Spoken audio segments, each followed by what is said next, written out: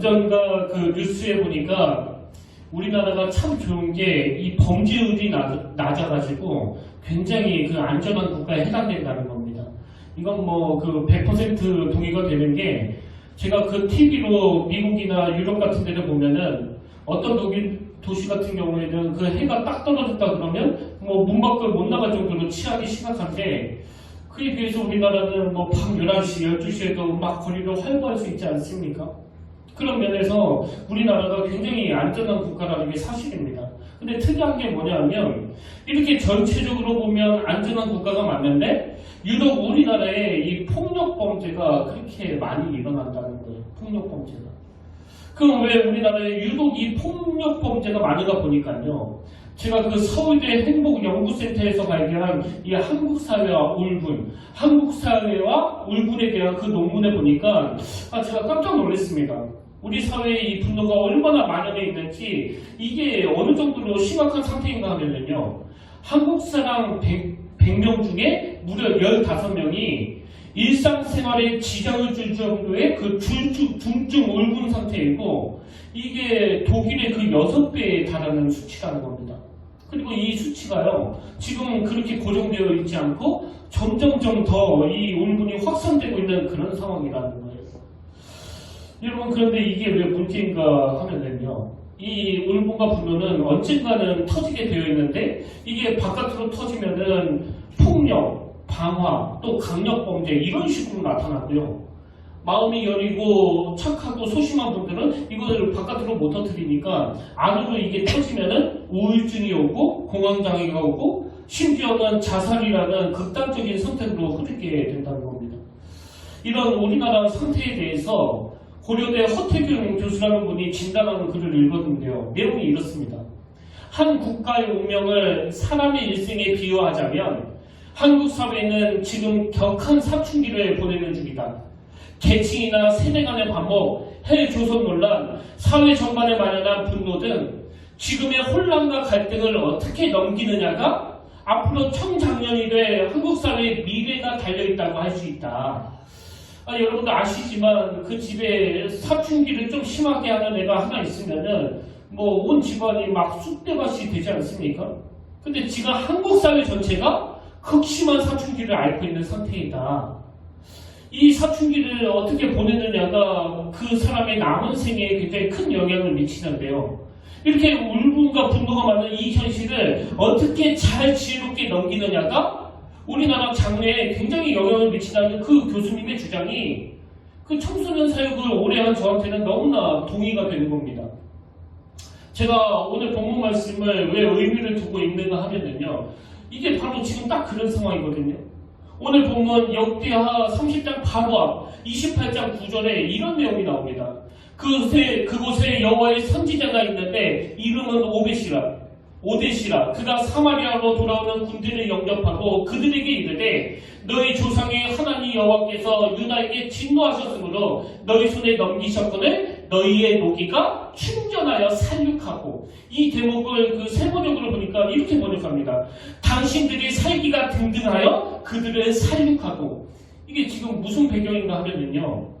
북이스라엘 사람들이 지금 자기 동족 유다 백성을 포로로 잡아가는데 같은 동족끼리 막 살기가 등등하고 그래서 그들을 살육했다는 이 기록이 뭘 의미하겠습니까? 지금 울분과 분노가 그렇게 많다는 것을 설명하는 거 아닙니까? 이거는 그 남유다도 마찬가지입니다. 그 당시 아하스 왕의 그 우상 숭배를 포함한 이 잘못된 정치와 통치로 말미암아 하나님의 분노는 말할 것도 없고 온 나라가 울분과 분노로 가득한 그런 먹구름이 껴있던 상황이었거든요. 이게 바로 오늘 본문 2장 앞에 있는 역대하 28장의 상황인데요. 오늘 본문에 와서 30장에서 완전히 상황이 대반전이 일어납니다.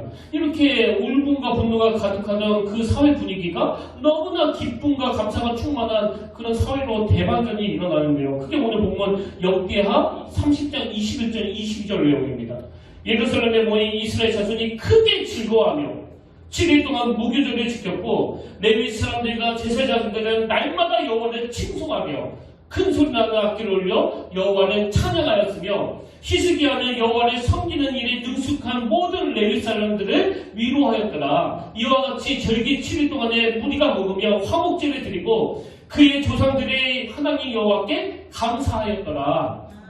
또 25절에도 다 즐거워하였으므로, 또 26절에도 보니까 예루살렘에 큰 기쁨이 있었으니 이스라엘 왕 다윗의 아들 솔로몬 때로부터 이러한 기쁨이 예루살렘에 없었더라. 막 이렇게 감사와 찬양으로 도배가 되는 내용들이 오늘 본문에 나오고 있거든요. 얼마나 부러운지. 하나님, 오늘 너무너무 가슴 아프게도 이 울분과 분노가 점점 확산되는 이런 상황을 우리가 맞이하고 있는데, 하나님이 이 나라도 긍휼히 여겨주셔서 역대하 30장과 같은 이 대반전, 울분은 다 사라지고 거기에 감사와 기쁨과 행복이 넘쳐나는 이런 대한민국으로 주님이 바꿔주시길 원합니다. 제가 이런 사모하는 마음을 가지고 본문을 계속 읽다가 보니까 이런 질문이 드는 거 아닙니까? 그럼 도대체 히스기야 왕이 등극하고 뭘 어떻게 했길래 이런 대반전의 역사가 일어났는가? 바로 이 질문에 대한 대답이 오늘 본문 1절에 나옵니다. 30장 1절. 히스기야가 온 이스라엘과 유다에 사람을 보내고 또 에브라임과 모네스에 편지를 보내어 예루살렘 여호와 전에 와서 이스라엘 하나님 여호와를 위하여 유월절을 지키라 하니라.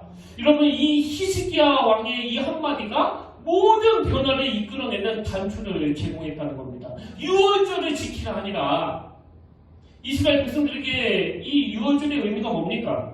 여러분도 아시지만 이 유월절은 이스라엘 백성들이 경험했던 그 출애굽 사건, 그렇게 애굽의 노예로 신음하던 그들을 하나님의 해방시켜 주시기 위해서 애굽에 10가지 재앙을 내리시고, 그리고 그 홍해에서 적들이 달라들어 이제 수장, 우리는 다 물에 빠져 죽게 되었다, 그렇게 할 때 하나님이 어떤 기적을 베풀어 주셨던가, 그걸 기억하고 그걸 감사하면서 드리는 게 이 유월절 절기 아닙니까? 근데 불행하게도 솔로몬 왕 이후로 이 유월절이 거의 지켜지고 있지 않던 상황이었는데 이 히스기야 왕이 이걸 회복시킨 거거든요. 그럼 히스기야 왕이 왜 이 유월절을 회복시켰을까요? 거기에는 그 두 가지 의미가 담겨 있는데요. 그 첫 번째 이유는 우리 다시 초심으로 돌아가자는 거예요. 우리 다시 초심으로. 어쩌다가 이 민족이 이렇게 분노가 많고 울분이 많은 상황이 됐느냐. 우리 다시 원점으로 돌아가자. 처음에 그 홍해를 건널 때 그 기쁨, 그 감격, 이걸 우리가 좀 회복하자. 뭐 우리나라가 그렇게 복잡한 것 같아도요. 그 등산하다가 길을 잃어버리면 그 나침반을 꺼내잖아요. 그럼 나침반은 뭐 너무 간단해서 너무 싱거워요. 뭐 복잡한 거 하나도 없습니다. 바늘 하나가 그냥 북쪽만 가리킬 뿐이에요. 거기에 회복이 있는 겁니다. 아, 우리가 지금 길을 잘못 온 거네. 오늘 우리가 회복해야 될 그 유월절은 무엇인가요? 언제부터 이렇게 마음에 원망이 많고 불평이 많아졌을까요? 지금보다 훨씬 더 어려운 여건 속에서도 참 감사하고 기뻐하던 그런 시절, 그 초심을 다시 돌아보자는 겁니다. 우리 평택교회가 지금까지 그 어려운 고비고비마다, 그리고 어려운 목회 경험도 없는 이 어리버리한 담임 목사를 통하여 하나님의 어떤 은혜를 주셨는가를 생각하면요, 뭐 원망할 거리가 하나도 없는 거 아닙니까? 우리 가정도 마찬가지예요. 아, 저는 정말 장가도 못 갈 줄 알았는데, 그래서 하나님께, 하나님 제발 그 독신의 은사를 거두어달라고 막 그렇게 기도하는데, 고맙게도 제 아내가 저 같은 사람을 특히 그때만 생각을 하면은요, 뭐 있어서 얘기하는 건 아니에요. 원망할 거리가 하나도 없습니다. 이 여자가 아니면 나를 지금 계속 장가 보내달라고 기도하고 있을 텐데, 여러분이 처음 아내를 만났을 때, 처음 남편을 만났을 때 그 고맙고 마음이 뜨거웠던 그 시절을 떠올리면 원망 대부분이 없어질 거예요.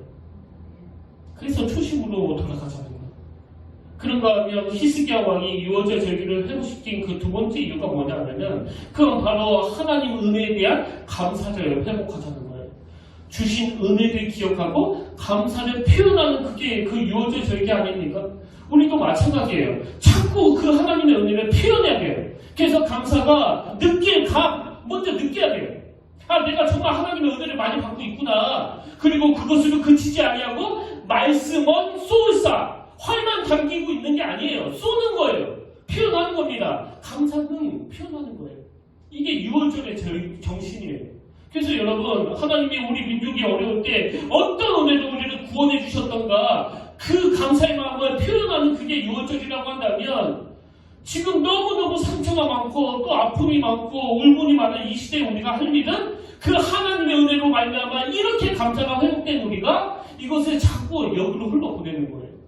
이 감사의 물결이 작지만 주변으로 흘러가더라고요. 이런 의미에서 제가 오늘 본문을 살펴보니까 히스기야 왕이 잘한 게 두 가지가 있더라고요. 그래서 이걸 잘 접목해가지고 올 한 해 우리도 이 히스기야 왕처럼 이 울분과 분노가 기쁨과 감수로 바꿔질 수 있도록 우리가 해야 될 그 두 가지를 오늘 좀 나눠보려고 하는데요. 자, 여러분, 첫째로 우리가 감사와 기쁨을 회복하기 위해서는 이 좋은 것을 맛보려고 해야 된다는 겁니다. 좋은 것 맛보기. 제가 종종 그 위조지폐 감별사 이야기를 해드리잖아요. 가짜돈을 가려내는 그 위조지폐 감별사가 물론 가짜돈의 유형도 분석하겠지만 늘 진짜 돈을 가까이 하는 거예요. 진짜 돈을 느끼고 진짜 돈을 만지고 진짜 돈의 냄새를 맡고 계속 가까이 하는 겁니다. 이게 오늘 본문에서 히스기야 왕이 취한 조치예요. 물론 우상도 척결하고 잘못된 관행을 다 고치는 일을 다 내겠지만 저는 오늘 본문에서요 이 23절의 의미가 굉장히 중요하다고 생각합니다. 먼저 22절을 보십시오. 히스기야는 여호와를 섬기는 일에 능숙한 모든 레위 사람들을 위로하였더라. 이와 같이 저에게 7일 동안에 무리가 먹으며 화목제를 드리고 그의 조상들의 하나님 여호와께 감사하였더라. 지금 하나님 앞에서 이 히스기야 왕의 온 백성들에게 이렇게 좋은 걸 느끼고 즐길 수 있도록 해줬더니요.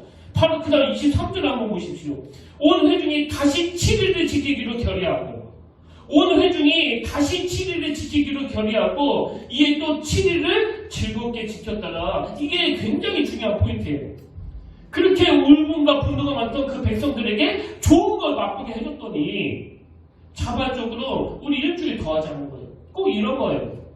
너무 영적으로 가라앉고 침체된 어떤 교회에 그 담임 목사님이 그냥 우리 이러지 말고 그 좀 특별 새벽 부흥회 좀 가집시다. 그래서 특별 새벽 부흥회를 선포하고 막 온 교인이 교회에 와서 기도했더니 막 너무나 좋은 거예요. 그래서 성도들이 이 특세 마지막 날이 되니까 목사님 이 특세 한 주만 더 해주시면 안 될까요? 한 주만 더 연장해 주시면 안 될까요? 딱 이 상황 아닙니까? 근데 이런 일이 어떻게 가능했다고요? 좋은 걸 맛보면은 원래 이렇게 되는 거예요. 그래서 제가 종종 노래를 부르는 게 이거 아닙니까? 시편 34편 8절 너희는 여호와의 선하심을 맛보아 알지어다. 이 주옥 같은 말씀을 가지고 우리 탤런트 신구 선생님이 대박을 터뜨린 거 니들이 개맛을 알아? 이게 맛보아 알지어야 이거예요. 원 저작권은 원래 우리 하나님께 있는 거예요. 제가 청소년 사역을 해보니까요 그렇게 주일학교 때 믿음이 좋던 애가 이제 사춘기가 되면은 막 자꾸 시비를 걸어요. 아니 목사님 정말 하나님이 살아계세요? 정말 이 성경에 나오는 내용들이 그 과학적으로 말이 됩니까? 중고등학교 때 특히 똑똑한 애들일수록 더 시비를 많이 겁니다. 제 동생도요 뭐 별로 똑똑하지도 않은데 또 사춘기도 아닌데 저한테 시비를 많이 걸었습니다. 아 이게 어떻게 가능하냐고, 과학적으로 이게 옳으냐고, 아 형이 목사인데 그걸 증명할 수 있느냐고. 저는 말 많이 안 했습니다. 그냥 시기 웃었어요. 맛보아알지어다. 맛보아알지어다. 나도 너처럼 똑같이 그랬는데 맛보고 나니까 생각이 달라지더라. 그리고 내가 잘하면 물리학 교수님이 계시는데 그분이 뭐 너보다 덜 똑똑해가지고 지금 하나님 믿고 있는 거 아니? 그 한동대학교 김영길 총장님 지금 돌아가셨지만 이분은 그 미국 유학까지 다녀온 분이거든. 그런데 그 미국 나사 연구소에 취직이 되고 우주를 연구하다가 이거는 하나님 없이는 절대 설명이 불가능하다. 그래서 그분은 그때부터 믿었대. 너만큼 덜 똑똑해서 예수 믿는 사람 별로 없어. 그리고 네가 성경에서 이게 옳으다 그걸 찾아냈다면 어떻게 기독교 역사가 2000년까지 흘러왔겠느냐고. 한 2년 가다가 끝났겠죠. 신앙은요 맛보는 거예요. 뭐 그렇게 이론 복잡하지 않습니다. 아니 날 만나주셨는데 어떻게 하겠냐고. 맛보는 거예요. 맛보아 알지어다. 시편 1편 1절에 이 흐름을 한번 보십시오. 1절에서 이렇게 권합니다. 복 있는 사람은 악인들의 꾀를 따르지 아니하며 죄인들의 길에 서지 아니하며 오만한 자들의 자리에 앉지 아니하고, 지금 이런 자리에 빠지면 안 된다고 그러면서 대안으로 제시한 게 그 다음 2절입니다. 오직 여호와의 율법을 즐거워하여 그의 율법을 주야로 묵상하는도다. 이런 악한 유혹을 이기는 건요, 죄짓지 않으려고 몸부림치는 이것도 필요하지만 더 중요한 거, 하나님의 말씀이 얼마나 기쁨인가를 맛보는 거예요. 여호와의 말씀을 묵상할 때 그것이 기쁨이라는 거. 제가 그 중학교, 고등학교 동창을 가끔씩 만나면요, 저를 참 안쓰럽게 생각하는 친구가 있습니다. 너 어쩌다가 목사가 됐느냐고, 도대체 무슨 재미로 사느냐고, 뭐 담배를 펴, 회사 끝나고 한잔하는 기쁨이 있어, 가끔씩 마누라 몰래 남의 여자 만나는 즐기는 이런 게 있어. 이게 꼭 뭐 무슨 바람핀다는 그런 이야기가 아니고요, 뭐 또 그 술 마시고 나면 또 뭔가 하나 보죠. 이게 뭔지는 몰라도 생각해보면 재미 별로 없게 살거든요. 제 동선이요, 뭐 너무 뻔합니다. 집, 교회, 집, 교회, 집, 도서관, 교회. 이게 딱 제 삶이에요. 근데 무슨 재미로 사느냐고요? 맛보아야지요. 이 재미가 얼마나 좋은지 아세요? 우리는 뭐 그 윤회 사상이 아니니까요, 그럴 일이 없지만, 이제 상상으로 제가 다시 20대로 돌아갈 수만 있다면 그 신학교에 더 빨리 들어갈 것 같아요. 이게 맛보알지어다예요. 맛보알지어다. 그 자녀교육도 마찬가지입니다. 그 영재 발굴단이라는 그 TV 프로가 있지 않습니까? 언젠가 제가 그 프로를 보는데 거기에 이제 그 초등학생 남자아이가 나오는데, 이 아이는 그 피아노 영재예요. 근데 이 아이의 재능을 발굴한 건 뭐 100% 아버지다, 뭐 그런 이야기를 하더라고요. 이게 무슨 말인가 하니까, 이 아버지는 정말 대단한 분입니다.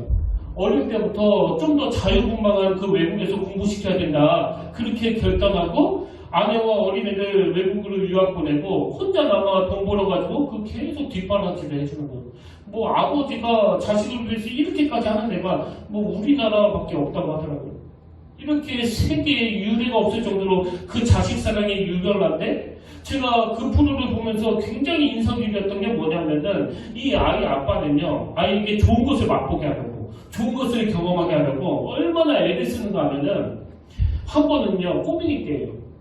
애가 이제 씻고서 잠옷을 갈아입고 잠자리에 누워가지고 엄마한테 뭐 흔히들 하는 질문 아닙니까? 이렇게 질문을 했대요. 엄마, 해는 어떻게 떠요? 그랬더니요, 그 옆에 있던 아빠가 갑자기 됐고 너 옷 입어. 그래가지고 그 늦은 시간에 어린애를 데리고 바로 동해로 차를 몰고 가가지고요, 너 저기 해 뜨는 거 한번 봐봐. 저는 이 아버지의 모습이 막 너무 감동이 되는 게요, 뭐 대부분의 아버지들은 자식이 아빠 해는 어떻게 떠요? 이렇게 물으면 됐고 다 크면 알아, 얼른 자, 그러지 않습니까? 뭐 저희 아버지가 그런. 근데 이 아버지는 그 자녀가 어릴 때부터 계속 좋은 걸 맛보게 하고 느끼게 하고 좋은 걸 경험하게 하고, 이게 오늘 본문에서 이 히스기야가 한 일이에요. 너 그런 짓 하지 마라. 너 왜 그렇게 울분이 많니? 물론 그것도 지적해야 되지만 이 6월절을 통해서 그 기쁨을 맛보게 하니까 우리 일주일 더 연장하자, 7일 더 연장하자. 신앙교육도 마찬가지예요. 이제 우리 교회가 올해부터 그 성경 필사를 하자고 선포하지 않았습니까? 그래서 제가 이 교회 저 교회 홈페이지에 들어가서 보니까요, 뭐 우리 교회뿐만이 아니고 지금 많은 교회들이 이 성경 필사 운동을 하고 있더라고요. 그 중에서 제가 어느 교회 홈페이지 들어갔다가 참 감동을 받았는데요, 그 교회 집사님이 게시판에 이런 간증의 글을 썼더라고요. 이 집의 아이들 이야기예요.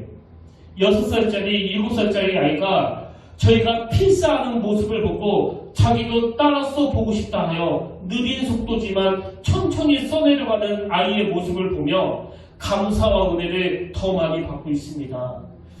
그러면서 그 밑에 사진을 올렸는데, 화면으로 그 사진을 한번 보시겠습니까?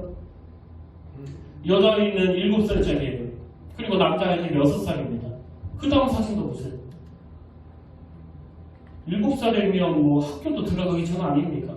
근데 저 어린아이가 엄마 아빠 하는 거 보고 저렇게 성경을 정성껏 필사하는 저게, 여러분 어릴 때부터 맛보는 거거든요. 저렇게 말씀을 가까이 하고 말씀을 필사할 때 저게 저 아이한테 평생의 추억이 될 것 같지 않습니까? 지금 막 예수 믿으라고 강조하는 이것 때문에 애들이 교회 오는 것을 굉장히 힘들어하거든요. 어릴 때부터 정말 예수 믿는 것에 기쁨을 맛보게 하는 거예요. 좋은 걸 경험하게 하는 겁니다. 올 한 해 교회적으로 지금 감사노트 또 성경 필사 운동이 벌어지고 있는데요. 여러분이 개인적으로 먼저 이 하나님의 은혜를 많이 누리고 맛보시고요. 그 은혜를 받은 부모로 인해 가지고 여러분의 자녀들이 영적으로 좋은 것을 많이 맛보는 한 해가 되시기를 주님 이름으로 축복합니다. 두 번째로요. 우리 내면의 울분과 분노를 감사와 기쁨으로 바꾸기 위해 해야 할 게 하나 더 있습니다. 그건 바로 즐거워하되 함께 즐거워하자는 거예요. 26절 세 번역입니다.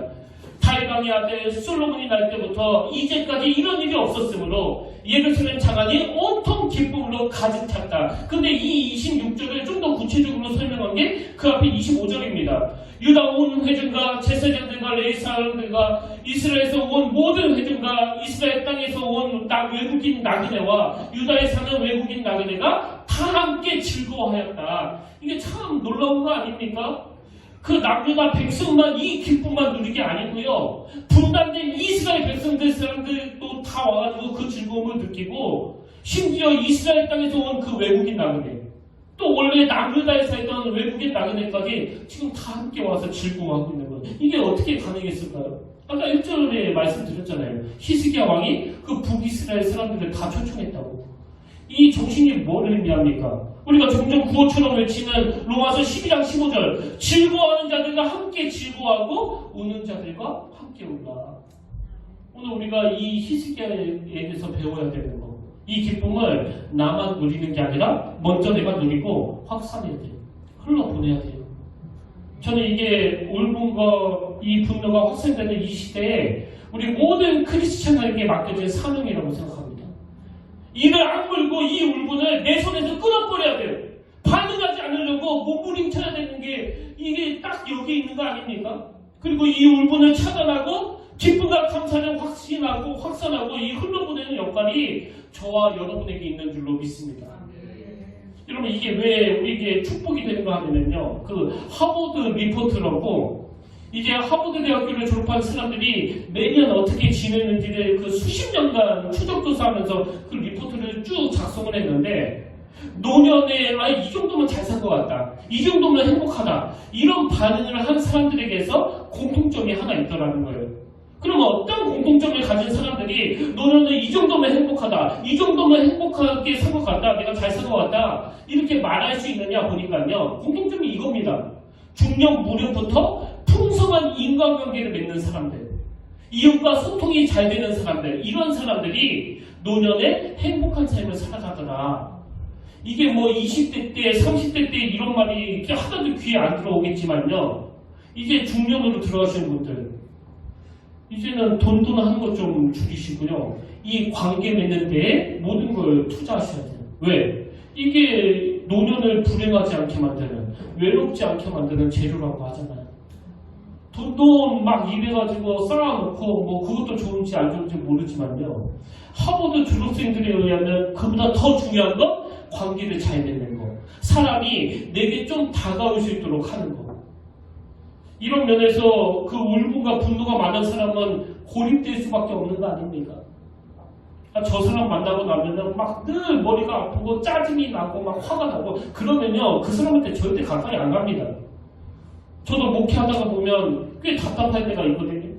그러면 저는 그 지방에 있는 내 고등학교 친구가 생각이 나요. 이 친구는 지금 집사인데요. 막 어떨 때는 차를 확 몰고서 다녀오고 싶을 때도 있습니다. 왜? 너무 순수하니까. 울분, 분노 이런 게 없으니까. 그저 감사하고 기뻐하고 그런 친구한테는요 늘 사람이 붙는 거예요. 늘.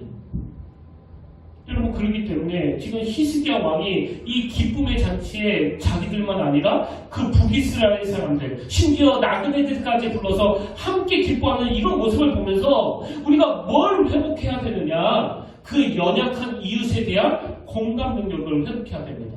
이게 무슨 말인가 하니까요, 제가 아까 그 역대하 28장 9절에서 그 북이스라엘 사람들도 그렇게 울분과 분노가 많아가지고 막 살기가 등등하여 그들을 살육하고 이런 상태라고 말씀드리지 않았습니까? 그럴 때 이 히스기야 마음에 제가 추측해 본 거예요. 이 히스기야 마음에 지금 남유다 백성들도 문제지만 북이스라엘 사람들도 우리가 같은 민족이니까 그냥 내버려 두면 안 된다. 그러니까 그들을 쫓아간 거 아닙니까? 그래서 예수 믿는다는 건 그 긍휼을 회복하는 거고요. 그 긍휼을 회복하는 사람만이 이렇게 더불어 함께 기뻐할 수 있는 거예요. 제가 여러 번 말씀드리지만요. 부부관계에 문제가 있을 때 그 상대방이 불쌍해지면 다 회복이 돼요. 신혼 때는 그냥 시시비비 가리고 당신은 이게 문제고 당신은 저게 문제고 이랬던 남편들도요. 은혜를 받고 나면 그 배우자가 불쌍해져요. 그 배우자가 불쌍해지면 다 해결이 되는 겁니다. 거기에 이 공감 능력이 나타나는 거거든요.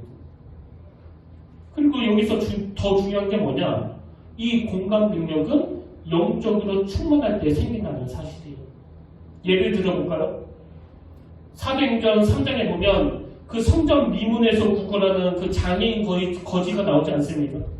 그리고 베드로와 요한이 기도하러 성전으로 들어가다가 그 거지를 고쳐줘가지고 그 거지가 막 걷기도 하고 뛰기도 하고 막 여호와를 찬양하는 그런 감격이 회복이 되는데요. 근데 제가 주목하는 건 사도행전 3장 2절입니다. 나면서 못 걷게 된 이를 사람들이 내고 오니 이는 성전에 들어가는 사람들에게 구걸하기 위하여 날마다 미문이라는 성전문에 두는 자라. 여기 보니까 지금 그 거지를 묘사하면서 날마다 미문이라는 성전문에 있던 사람이래요. 여러분 생각해 보십시오.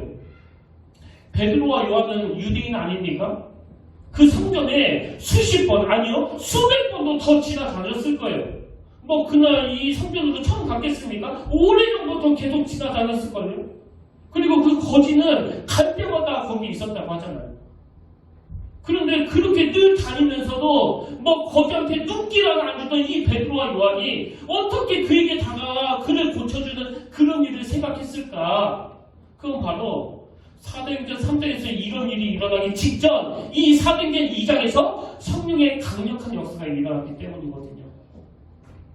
그들이 성령의 강력한 역사를 경험하고 나니까 안 보이던 그 거지가 보이는 겁니다. 그리고 안 보이던 그 거지가 긍휼해지니까 그를 일으켜 세우는 일을 해가는 거 아닙니까? 여러분 잘 들으세요. 영적 충만은 시야가 넓어지는 거예요. 전에는 나만 잘 살면 됐어요. 내 교회만 잘 되면 됐어요. 나는 잘 살면 되지. 내 교회만 문제가 없으면 되지. 그거는요. 자기의 미숙함을 스스로 폭로하는 겁니다. 은혜가 충만해지면 성령님이 함께 하시면 시야가 넓어져요. 그래서 안 보이던 거지가 보이기 시작하는 거예요. 저 거지 얼마나 힘들겠냐. 그리고 또 한 가지. 작년에 그 봉준호 감독이 기생충이라는 영화가 이 미국 골든글로브 외국어 영화상을 수상하지 않았습니다. 뭐 그 외에도 여러 개의 상을 수상했는데요. 제가 그 관련 기사를 보니까 이게 뭐 100년밖에 안 되는 우리나라 영화계에 뭐 어마어마한 사건이라고 하더라고요. 뭐 그것도 참 대단하지만요. 저는 그 봉준호 감독이 수많은 헐리우드 스타들 앞에서 그 소감한 내용이 저 개인적으로 뭐 전율이 느껴지더라고요. 너무나 놀라운 말을 했습니다. 이 감독이 이렇게 얘기했습니다. 우리는 단 하나의 언어를 쓴다고 생각합니다. 그 언어는 영어입니다. 그리고 덧붙여서 하는 말이 이겁니다. 1인치 정도 되는 자막의 장벽을 뛰어넘으면 여러분들이 훨씬 더 많은 영화를 만들 수 있습니다. 이게 저에게는요, 그 영적으로 들려지더라고요. 오늘 여러분 이렇게 울분을 가지고 네가 문제다, 내가 문제다 서로 미친 짓을 싸우는 그 모습이 하나님 보시기에는 이게 1인치 차이 때문이에요. 1인치 차이. 뭐 너하고 나하고 원수된 게요. 100인치, 1000인치 차이 때문이 아니에요. 이 1인치 차이 때문이에요. 그 사단은 침소붕대의 대왕 아닙니까?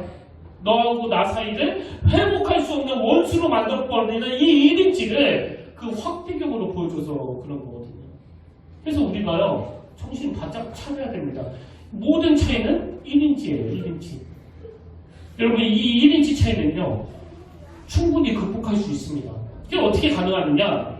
그 봉준호 감독이 그 영화라는 언어로 모든 장벽이 무너뜨리고 하나 될 수 있다고 한다면 우리에게는요, 바로 예수 그리스도.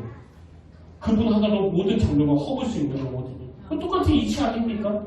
오늘 우리가 기쁨을 함께 나누기 위해서 계속 너와 나 사이를 평가름하고 싸우는 것들이 얼마나 위험한 일인지를 인식해야 돼요. 정말 그 상대방의 연약함이 보이면요, 가서 껴안아주고 고쳐주고 지적해주고, 그리고 그 사람이 교정받을 수 있도록 도와주고. 저는 오늘 두 가지 말씀만 더 드리고 결론을 맺으려고 하는데요. 하나는 오늘 본문 내용의 연장입니다. 이렇게 히스기야 왕이 북이스라엘 백성들을 초청하니까 사람들이 딱 두 반응으로 보이는데요. 그 첫 번째 반응이 오늘 보면 10절입니다. 보발꾼이 에브라임과 문에스 지방 각 성읍으로 두루다녀서 스불론까지 이르렀으나 사람들이 그들을 조롱하며 피웃었더라. 이게 보통 사람들의 반응이에요. 참 정성을 다해서 다가가는데 피웃어버려요. 너나 잘해라, 너나. 오지랖은 넓어가지고 그렇게 비우는 거예요. 근데 소수의 사람들은 어떻게 반응하느냐? 비웃지 않고 그 초청에 응합니다. 근데 제가 여기서 중요한 거 하나를 발견했는데, 이렇게 비웃는 사람과 초청이라는 반응을 보이는 사람들의 차이가 딱 하나 나오더라고요. 그게 바로 11절입니다. 그러나 아셀과 문에사와 스불론 중에서 몇 사람이 스스로 겸손한 마음으로 예루살렘에 이르렀고, 울분과 분노가 확산되고 있는 이 시대를 분석하면요, 영적으로 답은 딱 하나예요. 왜 울분과 분노가 확산됩니까? 그건 교만에서 출발하기 때문이라는 거예요. 교만에서 출발하기 때문에. 모든 편가름의 원인은 이거예요. 항상 내가 옳기 때문에. 그래서 여러분 생각에 막 이건 100% 내 생각이 옳다고 하더라도 여러분은 신이 아니라는 것을 아셔야 돼요. 아무리 이건 내가 옳고 네가 틀렸다 하더라도 우리는 하나님이 아니에요. 거기에 오류가 있을 수 있습니다. 한 가지만 더 말씀드리고 오늘 말씀을 정리할까 하는데요. 저랑 그 신학교에서 같이 공부했었던 동기 목사님, 이분은 그 신학교를 졸업하자마자 미국으로 유학 가서 어려운 공부하고 학위 따고 그렇게 하고 이제 한국으로 돌아와가지고 지금 공주에서 농촌 목회를 하시는데요. 최근에 보내온 문자를 받고 제가 얼마나 감동을 받았는지 모릅니다. 조금만 읽어드릴게요. 부임 초기 한 명의 어르신만 계시던 교회에서 불과 3년 사이에 아이라고 없던 교회에 주일학교가 생겼습니다. 이제는 돌진한 아이들 포함해서 재적 5명이 모이는 교회로 성장하는 기적이 일어났습니다. 여러분, 말이 5명이지 이게 지금 돌진한 애까지 포함해가지고 다시 5명. 그리고 또 이게 출석이 아니에요. 재적이 5명이. 근데 이 미국 유학까지 갔다 온 목사님이 그 노인들만 모여있는 그 교회에 주일학교가 생긴 걸 가지고 막 기적이 일어났다고, 기적이. 얼마나 기뻐하는지. 제가 최근에도 이 목사님 교회에 방문을 했었는데요. 솔직히 말해가지고 그 목사님은 막 기쁘다 막 그러시는데 저는 그 사모님이 너무 걱정이 되는 거예요. 교회에 무슨 담이 있습니까? 또 무슨 CCTV가 있습니까? 그 아무것도 없는 허허벌판. 이 목사님이 집에 안 계실 때 저녁에 그 강도가 쓱 들어오면 그거 어떻게 하겠냐고요. 아무것도 안 되어 있는데. 그리고 또 이 추운 겨울에 그 교회 옆에 있는 그 작은 방에서 막 생활을 하시는데 무슨 아파트처럼 보온이 되긴 합니까? 또 뭐 따뜻한 물이 잘 나오긴 합니다. 저도 거기에 뭐 잠깐 있었는데요. 되게 춥더라고요. 그래서 제가 너무 안쓰러워가지고 그 사모님에게 이런 말을 드렸거든요. 사모님, 힘들지 않으세요? 목사님 나가고 밤에 안 들어오시면 무서워서 혼자 어떻게 지냅니까? 지금 거기 두 부부만 살고 있거든요. 그 사모님의 말씀이요, 오늘 제 설교 전부를 어우르는 결론입니다. 사모님 힘들지 않으세요? 무섭지 않으세요? 그랬더니요, 그 사모님 하시는 말씀, 그래도 내가 하루 종일 섬길 수 있는 교회가 있다는 게, 섬길 수 있는 어른이 계시다는 게 너무 감사하고, 그렇게 하루를 보내고 저녁에 누워 발을 쭉 뻗으면 이 추운 겨울날 발 뻗어 누울 곳이 있다는 게 너무너무 감사해요. 목사님, 너무 행복해요. 막 그 감사가 몰려오는데 이게 뭐 주체가 안 된다는 거예요. 저는요, 그분의 표정을 잊을 수가 없습니다. 결론을 이렇게 맺길 원합니다. 감사가 내가 원하는 조건이 충족될 때만 생기는 거라면 우리의 조건을 좀 낮추시면 좋을 것 같아요. 그 시골에 담도 없는 곳에서 이 목사님하고 사모님하고 딱 두 분이 사는데 참 이 추운 겨울에도 발 뻗을 곳이 있다는 게 너무 감사해서 이 물밑도 밀려오는 이 감격, 여러분 이런 분에게 사탄이 기쁨을 심어주겠냐고요, 뭘로. 내가 김을수 목사랑 같이 신학 공부했는데, 똑똑한 걸로 치면 내가 더 똑똑한데, 그리고 공부는 내가 더 많이 했는데, 왜 나는 이렇게 목회해야 되느냐고, 나는 도대체 뭐냐고, 여러분이 이렇게 갔다면요, 그 마음밭이 벌써 사탄의 밥이 됐을 거예요. 근데 항상 기뻐하고, 항상 감사하고, 올 한 해 여러분에게 이 은혜가 회복되기를 바랍니다. 이 영적인 6월절 정신, 그리고 우리 자녀들에게 이 기쁨을 맛보게 해주셔야 돼요. 어떤 상황에서든 감사할 수 있는 이 기쁨. 오늘 결단 찬양으로 저는 이 찬양을 부르면서 우리가 이 6월절 정신을 회복됐으면 좋겠는데요. 보라 너희는 두려워 말고, 보라 너희를 인도한 나를, 보라 너희는 지치지 말고, 보라 너희를 구원한 나를. 좋은 걸 맛보셔야 돼요. 좋은 걸 경험하셔야 됩니다. 좋은 걸 경험하면 내 안에 모든 악한 것이 다 사라질 줄로 믿습니다. 우리 마음의 소원을 가지고 한번 이 찬양 함께 불러보기 원합니다.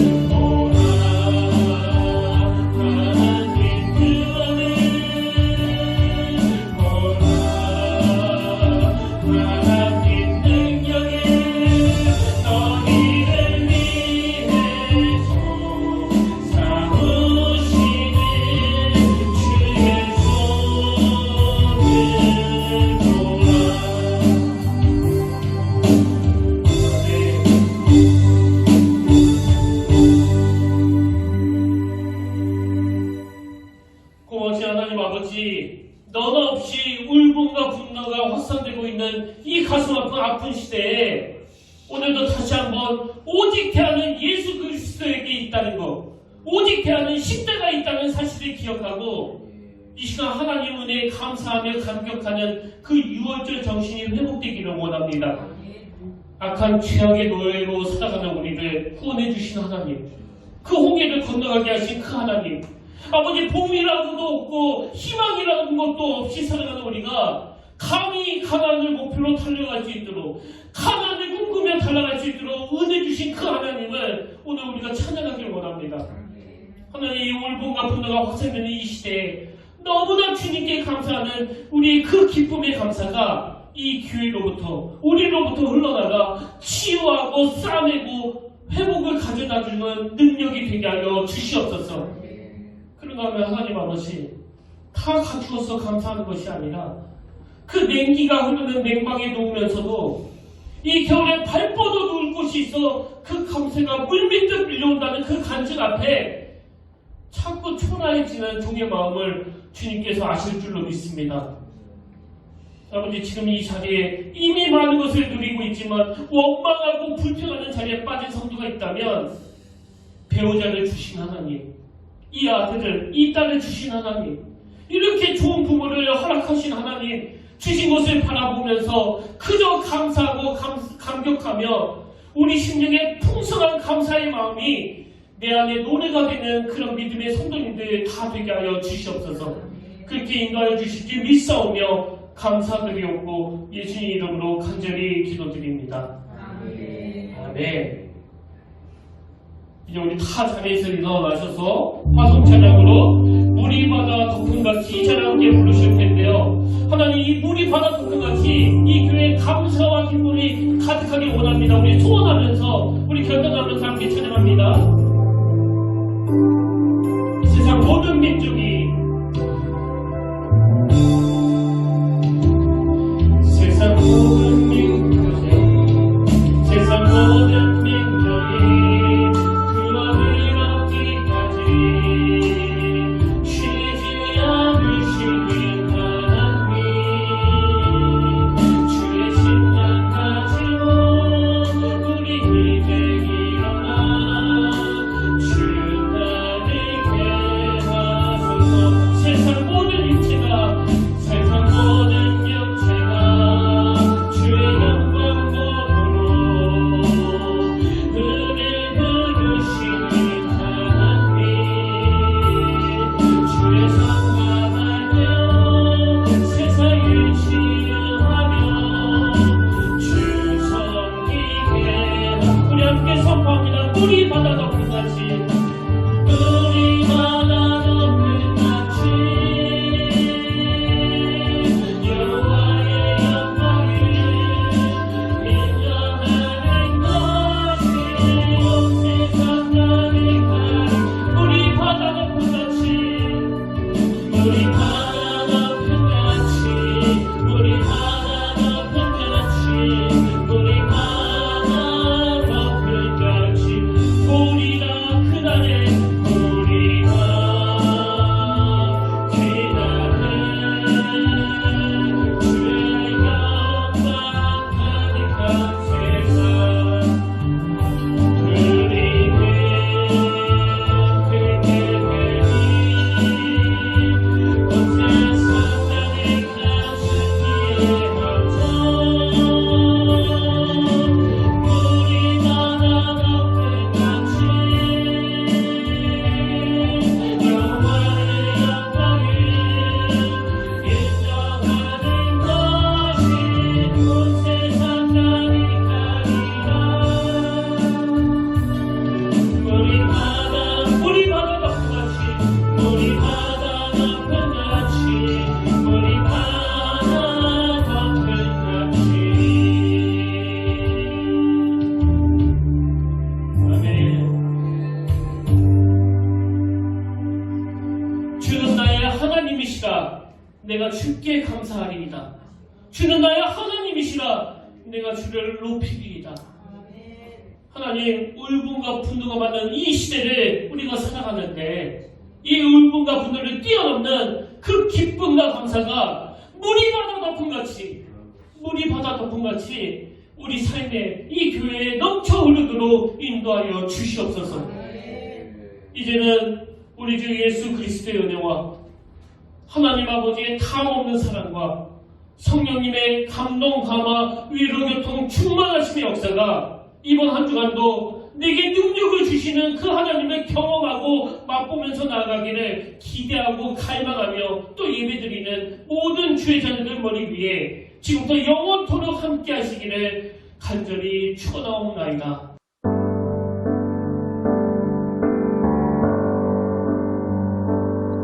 보라, 너희는 두려워 말고 보라, 너희를 인도한 나를 보라, 너희는 지치지 말고 보라, 너희를 구원한 나를, 너희를 치던 적은 어디 있느냐, 너희를 억누르던 원수는 어디 있느냐. 보라, 하나님 구원을 보라, 하나님 능력을 너희를 위해서 싸우시는 주의 손을 보라, 보라, 하나님 구원을 보라, 하나님 능력을 너희를 위해서 싸우시는 주의 손을 보라,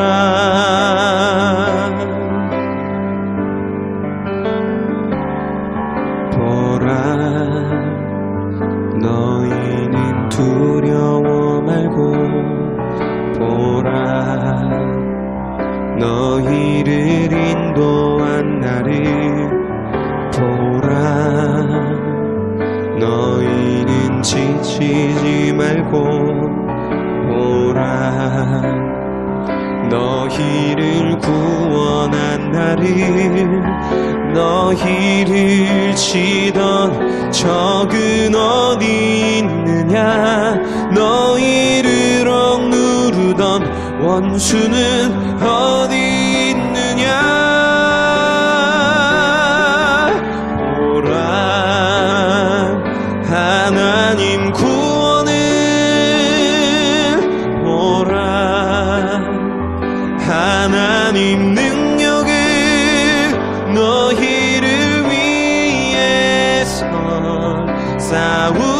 싸우시는 주의 손을 보라, 보라, 하나님 구원을 보라,